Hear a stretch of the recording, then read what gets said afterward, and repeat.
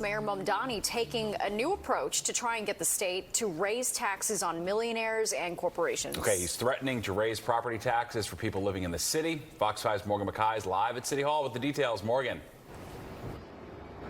Hey, Steve and Natasha. Mayor Zohran Mamdani is proposing raising property taxes by 9.5% to fill the city's budget gap, calling this the nuclear option if state lawmakers don't raise taxes on millionaires and corporations this year.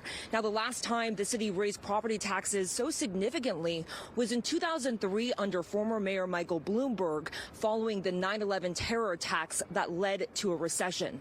Now, Mamdani says that the city is currently facing a $5.4 billion budget gap over 2 years. He claims the city only has two options to raise this revenue to fill the gap. Option one is to have state lawmakers raise taxes on millionaires and corporations and have the state contribute more back to the city in revenue. Option two, which the mayor called a last resort, is to increase property taxes by 9.5% and drain the city's rainy day fund. Fiscal watchdog groups like the Citizens Budget Commission have been urging the city to find savings and cut programs rather than raise taxes. The mayor said the administration already budgeted for about $1.7 billion in savings they hope to find over the next 2 years. But Mamdani continued to insist that the only way out of this crisis is to raise taxes, and the only taxes he can control are property taxes. So Mayor Mamdani at NYC is basically threatening to raise property taxes for all the properties in NYC because he's saying that Governor Hochul is refusing to raise the taxes for the wealthy and the big corporations. The one thing I can tell you about Mamdani is very calculated. He already knew that wasn't going to happen. This is his gateway to go and raise the property taxes on the people, and he can say that Governor Hochul is the reason why. He needs a villain. His villain right now is Governor Hochul, right? But the thing is, his main thing that I think he wants to do, he wants to have the real estate under control by the government, which is him. He doesn't want people owning the real estate because the real estate is where all the money is. So what they're going to do is they're going to make owning real estate very uncomfortable. They're going to raise the property taxes. They're going to be more harder on landlords.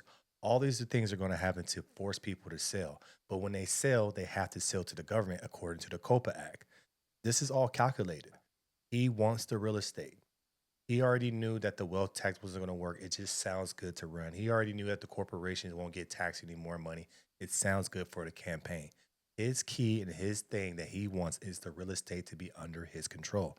Now he's control under, I did some numbers, he'll be under control or have under control if he had all the real estate, approximately $45 to $47 billion annually in rent payments.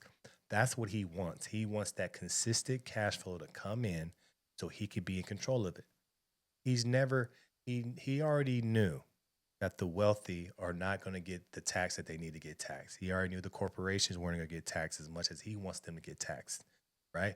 But it's funny how people outside of NYC were saying, well, it's a problem for New Yorkers, right? For the city of New York.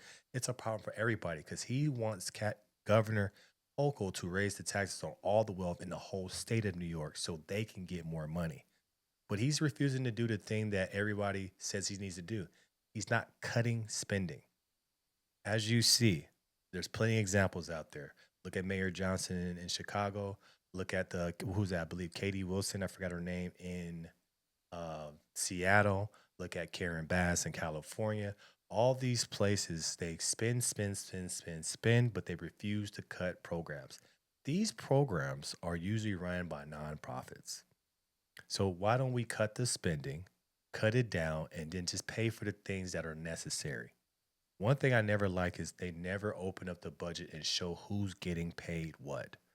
That needs to be a level of transparency that the people need to have, especially when you're using their tax dollars.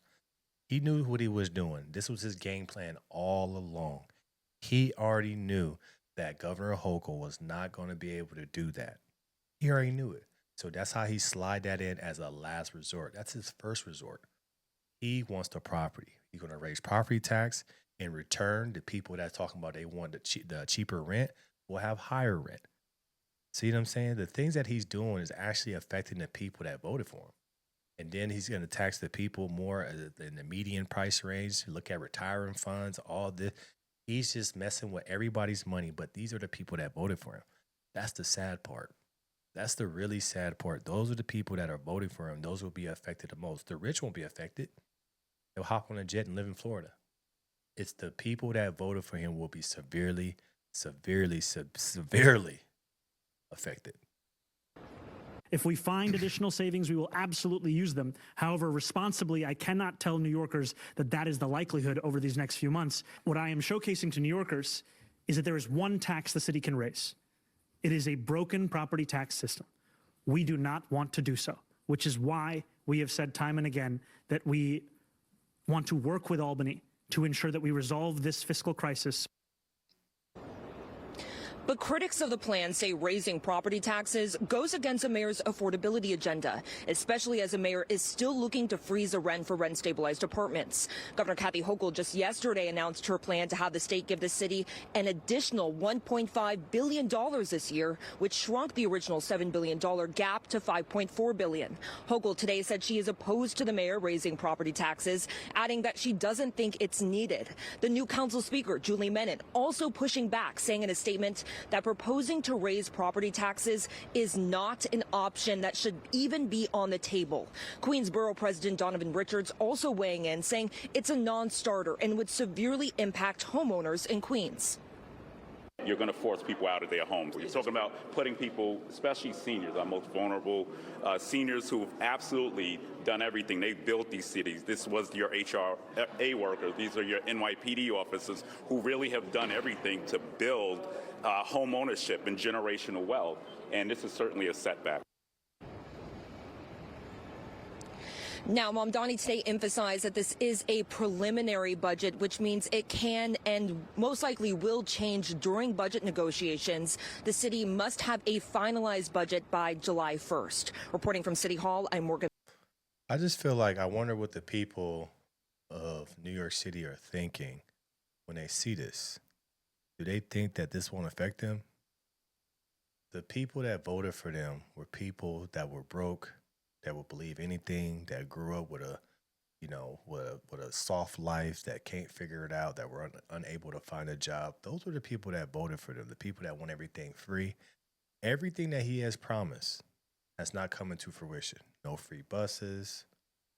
See what I'm saying? No lower rents. All these things that he ran on, affordability, it's not happening. And it's not happening anytime soon. And I think people are, especially New Yorkers, which are very, very straight up, they see the fraud. They see the fraud and understand that this is the guy that is not for the city. He gave them and sold them the moon, and now they're finally back on planet Earth, and they're going to see how it really is going to be. What you're supposed to do when you're in any position when it comes to money and you just got into this position, cut spending. You cut the unnecessary stuff. You just keep the essentials, then you start spreading out to, putting money into other programs. But you never, ever just say, well, all we got to do is raise taxes, it will be fine. He has the record high budget for this year, which is $127 billion. His budget is supposed to be going down. Why is it going up another $11 billion from last year? That's the problem. Let me know your thoughts about this in the comments below. Like, share, and subscribe to the channel. As always, keep the thing rock, keep it going. I appreciate you guys supporting me. Make sure you tap into the Patreon. Link is in the description below. I'm out.